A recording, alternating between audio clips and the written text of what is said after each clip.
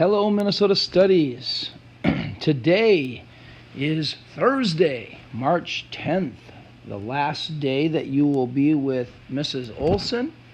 As you're watching this, I will be actually not quite loading up this plane just yet. I don't get on the plane until later this afternoon after my daughter's last couple games. But I will be getting on a plane similar to the one that you see here in this photo and heading back to Minnesota, where I understand it's kind of chilly. Not the 90 degrees that we've had down here. I know I'm guessing all of you are very, very sorry that I've had such a warm and pleasant time in Florida. Anyways, today I want to go over your lessons so that we can get some things wrapped up before I come back on Friday. Tomorrow, Friday, and I know you're looking at the date here and it says Wednesday. I'm making this video on Wednesday for you on Thursday. But on Friday, I just want you to know that I will be reviewing everything on the first side of your page, going through all of that information with you again and making sure that our chapter comprehensions are filled out. So if you are missing anything, today would be a great day to pause this video and do as we work through it. And then you'll also have a short quiz on Friday. It won't be very long, but it'll be on topics that we've discussed so far. So first thing that I would like to do with you today is we're going to go into our notability and we're going to look at our notes and vocabulary page. So the actual first question that I have for you, or the first act that I need you to do, is to get diversified filled out here. And diversified, as you read yesterday, you probably realized that this is the process of producing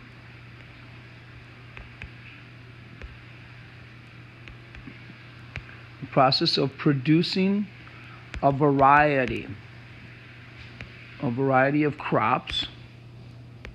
So it's not just growing a small batch of potatoes or carrots, things that your family would use to eat, but this is a variety of crops as well as livestock. And the reason that you grew all this was so that you could sell this livestock to sell at market, to make a profit. This is about making money, okay? So that was diversified. The other word that I had for you was Homestead Act. So I'm going to write this one down instead of typing it. So go to my pen here. Whoops. And we're going to type down. We're going to write Homestead Act. This is an 1862 law that provided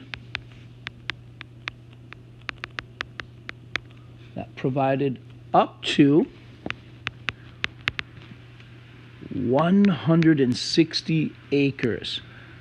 Just to give you an idea, an acre is about the size, if you want to know what an acre is, it's about the size of a football field, okay? So this is, when you think about a football field, that's what an acre would be. It's about the size of a football field. So, I'll write that in here. Sometimes making little notes kind of gives you an idea, or an image gives you an idea of what something is. So 160 football fields, okay? So 160 acres of land. Not everybody got 160. Some got 80, some got 40, some, it was whatever you could afford. But provide up to 160 acres of land to settlers who would live on it,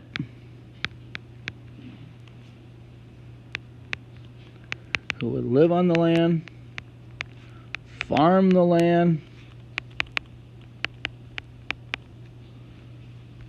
for at least 5 years.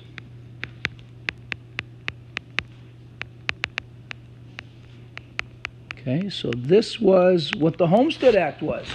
And the government would just give you that. It was a really, really great thing. Okay? Really great thing. Now, yesterday you were working on... Oh, God damn it, I do that every time. Let me go back to our chapter comprehension now. So yesterday you were working on finishing up question 2 and then working on question 3 and 4. So question number 2, each box you were to represent a different type of farming. So we did subsistence farming. And subsistence farming is producing enough food to feed just yourself, just your families. So if you had a family of 6, basically you had a garden.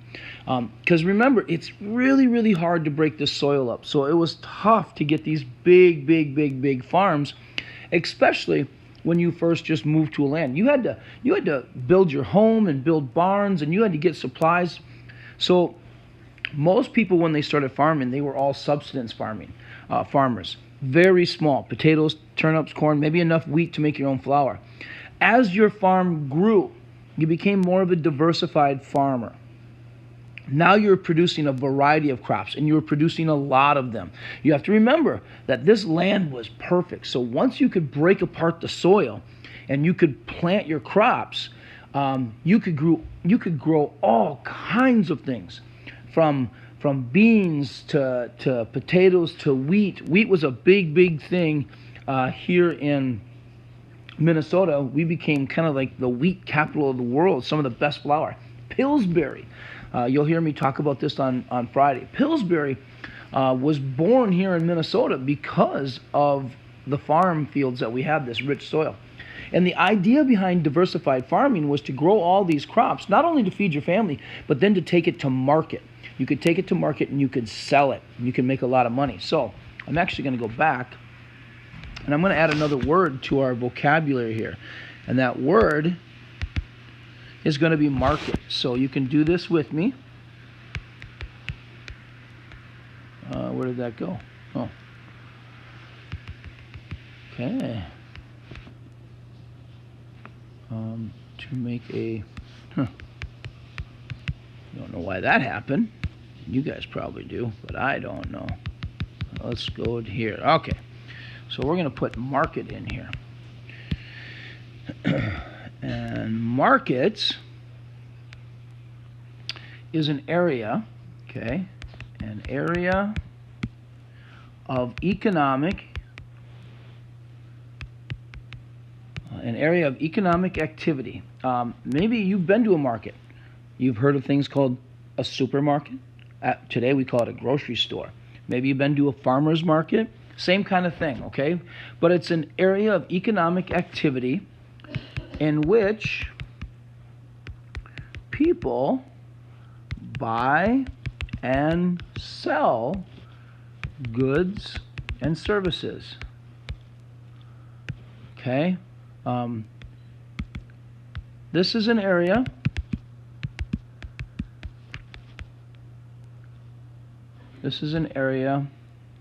where prices are determined. So what I mean by that is you might be selling potatoes, let's say you're selling bags of potatoes and you got 25 potatoes in your bags and you're selling them for $5 a bag. And then all of a sudden somebody next to you is putting 30 potatoes in their bag and they're selling it for $5. Well, you have to do something. You either have to lower your prices or you have to add more potatoes. So the market, and this is true today, what is your competitors doing? Are they giving more or are they selling for less? And so you're going to find out that prices are very, very comparable. You can imagine what would happen today if you were, for example, selling an iPhone. I use iPhones all the time as examples with students because they all seem to have them or want them. But if you're selling an iPhone for $3,000, but then the next store is selling an iPhone for $800, well, who are people going to go to? Who are they going to buy? Well, they're going to buy the $800 one versus a $3,000 one. So by having a market, you can keep prices consistent with other people or with other companies. And so this is what was happening. This is what people were doing, okay? All right. So now I'll go back to this. So that's what diversified farming was about. It was growing all this stuff, taking it to market, selling it, and making a profit, okay? All right. The next thing that you were doing yesterday was you were looking at how is it that we get land. And you're going to name 4 ways that we get that land. Well, I'm going to talk a little bit about these ways. First, one way through the Homestead Act is you could actually, I'll write these in here. Let's write them with a color that we can see. I'm going to go pink today. One of the ways is you could settle on the land. So, settle on land. Okay. Government land. And remember, they got this land from many of the Native Americans through treaties. So you could settle on this land without permission. You didn't even have to ask. Okay, you could just settle on this land. Don't need to ask anyone. Farm it, then buy it. Government would sell it to you. You got to remember, they wanted people living here in Minnesota because people would come here and they were growing food. They were making food for the hundreds of thousands of people that were coming to this state. So they wanted you to farm. So they were going to give you a lot of different ways to get land. Okay, so that was one. You could buy it from railroads. You're going to hear me talk a lot about railroads in the next week. We'll talk a lot about James J. Hill. But the railroad, this was a huge thing in the 1800s. They were trying to connect the East Coast with the West Coast. Building railroads was extremely expensive. And you got to remember, this is shortly after the Civil War when we didn't have a lot of money. What we had a lot of, however, was land. Excuse me. So the government would take this land and they would give it to railroad companies. Hundreds and hundreds of thousands of acres of land. What the railroad would then do is sell it to people. And then they would take that money that they would get from people and they would, in turn, buy the supplies that they needed to build the railroad. So it was a perfect thing. Plus, the railroads then were coming through your land. So you didn't have to load things up in a wagon and take it 100 miles away for a railroad. The railroad was going to come right through your town. So it was a really, really good thing. Now, we'll talk about some of the negative things about a railroad later, but that was a really good thing. Okay? The next thing you could do, you could simply be a soldier. Okay? So you could take advantage of programs. Take advantage of different programs for different people. For example, soldiers, Charlie Goddard, free land. Okay, perfect. And then, of course, another way is buy it from another farmer or something that we call a land speculator. And I'm going to add that to our to our vocabulary, a land speculator. Okay? So here they actually talk about a land speculator. So the question was, how did land speculators such as Louis Fertile make money? Well, here's what they would do. And this was in your book. You should have read this. I believe it was on page 199. But here's what they would do. And it was actually quite incredible, really. But it was a very serious risk. These were people that usually had money. Okay, land speculators had money. These were fairly wealthy people, and they were looking to make more money. Now, today, people will tell you if you want to make money, what you need to do is buy land or buy properties. If you think about the game of Monopoly, how do you how do you win the game? Well, you buy up all the land, buy up all the properties, get hotels. This was true way back in the 1800s. So what a land speculator would do was they would buy land. Okay, they would buy land for very little money. I think if you read the story about Luis, he bought some land for just a few $100s and turned around and sold it for thousands of dollars. So they would buy land for very little money, and then they would sell it.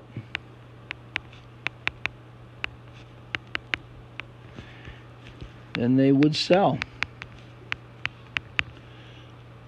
for a lot of money. But now you got to remember one thing.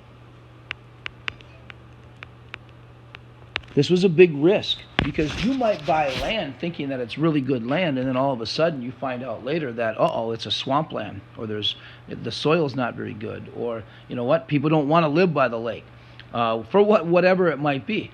So it was risky. There are many land speculators that lost their entire life savings because they bought land, and then it turned out that nobody wanted that land. You know, maybe the soil wasn't good, whatever it might be. Okay, so that's what land speculators would do. We have people that do this today, realtors. You know, they sell, buy. This is the field that they're in. So the term has changed a little bit, but it's still the same. Okay, I'm going to go back to our vocabulary now, because I want to add a couple different vocabulary words. We have the Homestead Act. We have subsistence and diversified farming. Okay, I want to add land speculator here. So I'm just going to go in and we're going to type this one in as well. So again, if you're working alongside me here, let's make sure that we have this in. So land speculator. Land speculator. This is someone who buys and sells land, hoping to make a huge profit. But I do want to add one thing. This was often at great financial risk. Okay, so you're going to add that as well. Again, pause and do it anytime. Please don't copy and paste mine. Write yours down yourself. All right, you're going to have 2 new words today as you're going through your book, and I'm going to talk about your assignment today. You're going to add Grange. Okay, you're going to add Grange, and the other word that you're going to add is cooperative. Those are going to be your 2 new words that you add today. So I found these in my hardcover, or I'm sorry, I don't have my hardcover book here. I'm actually using my online book. But Grange is on 10.10 and cooperative is on 10.11. I believe in your book, that's going to be somewhere around page 199, 200, and 201. That's where you'll find those 2 words. Okay? But today what you're going to work on is life on the farm. So you're going to fill in the to-do. What is it that the father does? Okay, what does the father do on the farm? Okay, on a typical family farm in the 1860s, 70s, 1880s. What does the mom do? What do the children do? Okay, so I'm going to show you where to find this. You're going to go into your book, and in our book here, you will see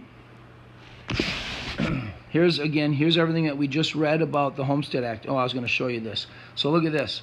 Luis Fertile, down at the bottom here. Consider the case of Luis Fertile, a land speculator in Lincoln County. Records show that Fertile once paid the government $8 for 160 acres. Holy moly. That's like buying, today an acre of land is is pretty close to, well, depending on what it's for, like for a house, like a quarter of an acre is about $60,000-$70,000 in most neighborhoods. And that's just a small little plot that your house would be on. $60,000 to $70,000. He's getting 160 acres for $8. Today, that 160 acres is worth millions of dollars. So that's like paying, a couple $1,000s today. It's an incredible buy. 10 days later, he sold that 160 acres for $1,200. So he made a huge profit. Almost $1,200 profit, but pretty incredible. Okay. Here was your definition for market: an area of economic activity in which people buy and sell goods and services. Markets are where prices are determined.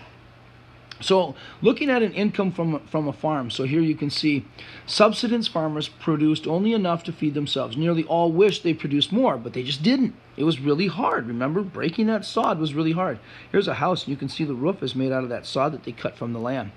When farmers were able to produce more than they could consume, then they could sell their excess in order to increase their income. This income was used to buy things for the family, improve the farm, or it could be saved for a later date. And in order to increase their income, farmers and families worked to improve their human capital. Remember, human capital is a word that we've used all textbook. Human capital is knowledge and skills that enhance a person's ability to earn an income. So you could even do a quick write here.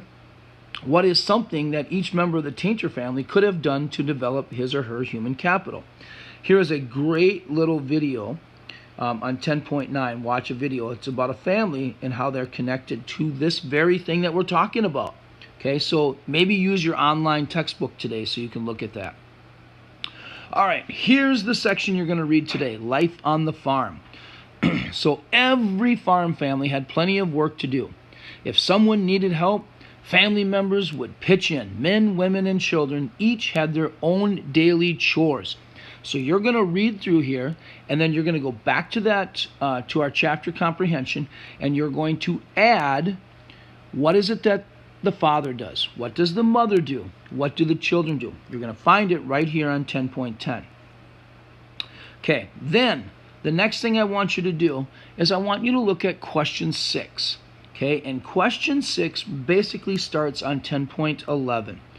A new way of farm and farmers in the Grange. Okay, so 10.11 to 10.12, so 11 and 12.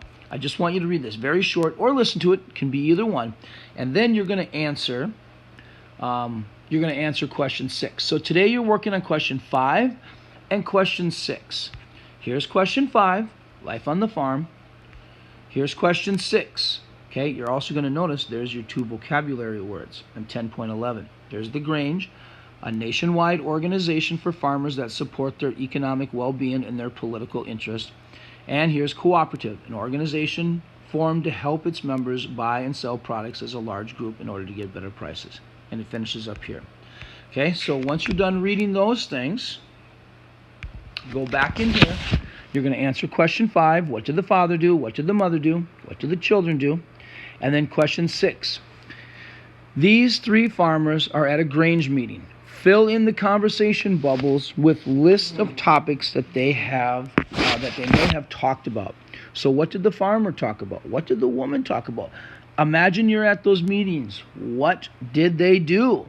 Okay, what things were they doing? Stop there. You're not going to go on to 7. Okay, when I come back tomorrow on Friday, I'm going to go over the intro with you. I'm going to look at question 2, question 3, 4, and then we'll talk more about 5 and 6, okay? So that's what you're working on today. Don't forget your vocabulary.